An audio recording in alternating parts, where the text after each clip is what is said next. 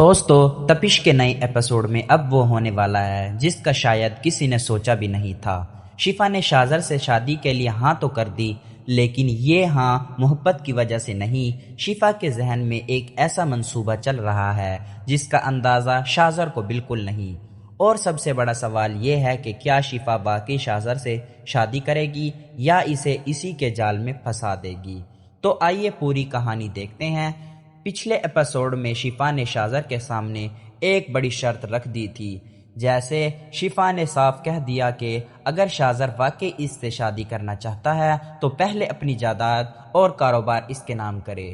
شاذر یہ شرط سن کر حیران رہ جاتا ہے، اسے سمجھ نہیں آتا کہ شفا اچانک اتنی بڑی شرط کیوں رکھ رہی ہے، لیکن شاذر کے لیے شفا حاصل کرنا اتنا اہم ہے کہ وہ اس شرط کو ماننے کے لیے تیار ہو جاتا ہے، اور یہی شاذر کی سب سے بڑی غلطی ثابت ہو سکتی ہے، کیونکہ شفا کا مقصد شاذر کی دولت حاصل کرنا نہیں، وہ دراصل شاذر کو اس مقام تک لانا چاہتی ہے جہاں اس کی ہر حرکت کا ثبوت موجود ہو۔ شفا جانتی ہے کہ صرف الزام لگانے سے کچھ ثابت نہیں ہوگا، اسے ایسا ثبوت چاہیے جس کے بعد شاذر پاس بچنے کے لیے کوئی راستہ نہ رہے۔ اسی لیے شفا خاموشی سے شاذر کی حرکت پر نظر رکھنا شروع کر دیتی ہے۔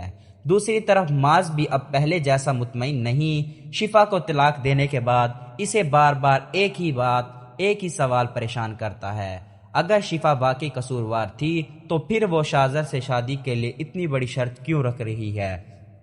معاذ کو آہستہ آہستہ محسوس ہونے لگا ہے کہ شاید شفا نے اس سے کچھ چھپایا ہے، اور یہی شک اسے دوبارہ سچ کی تلاش میں لے جاتا ہے۔ معاذ ہسپتال کے معاملے کو دوبارہ دیکھنے کی کوشش کرتا ہے، وہ وہاں موجود لوگوں سے معلومات حاصل کرتا ہے اور سی سی ٹی وی فوٹوج کے بارے میں بھی جاننے کی کوشش کرتا ہے، لیکن دوستو شاذر کو جب یہ بات معلوم ہوتی ہے تو وہ بھی محتاط ہو جاتا ہے۔ اب شاذر کو شک ہونے لگتا ہے کہ کہیں شفا اس کے خلاف کوئی منصوبہ تو نہیں بنا رہی۔ وہ شفا سے سوال کرتا ہے کہ آخر وہ اس سے اتنی بڑی شرط کیوں رکھ رہی ہے، لیکن شفا بڑی سمجھداری سے بات بدل دیتی ہے۔ وہ شاذر کو یقین دلاتی ہے کہ اسے صرف اپنے اور اپنے گھر والوں کے مستقبل کی فکر ہے۔ شاذر اس کی بات مان لیتا ہے، لیکن اسے بالکل اندازہ نہیں ہوتا کہ شفا اندر ہی اندر اس کے خلاف سب سے بڑا کھیل کھیل رہی ہے۔ پھر نکاح کا وقت قریب آ جاتا ہے۔ شفا کے گھر والے بھی پریشان ہیں، جبکہ شفا بظاہر خاموش ہے، لیکن حقیقت میں وہ ایک آخری ثبوت حاصل کرنے کی کوشش کر رہی ہے، اور پھر اسے ایک ایسی انفارمیشن ملتی ہے جو شاذر کے لیے بہت بڑا خطرہ بن سکتی ہے۔ شفا کو پتہ چلتا ہے کہ اس پورے معاملے کے بارے میں ایک ایسا شخص بھی جانتا ہے جو شاذر کے راز کو سب کے سامنے لا سکتا ہے۔